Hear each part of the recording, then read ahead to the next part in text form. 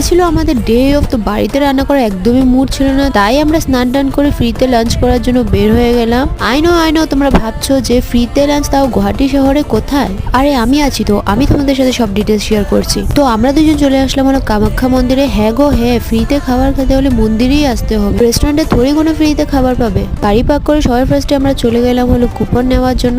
দাঁড়াও ভয় পেও না, কুপনের জন্য কোনো পয়সা লাগবে না, বাস একটু টাইম লাগবে। এই রুমের ভেতরে ঢুকে অল্প একটু টাইম অপেক্ষা করতে হবে, রুমটা ভর্তি হওয়ার পরেই সবার হাতে কুপন দেওয়া হবে।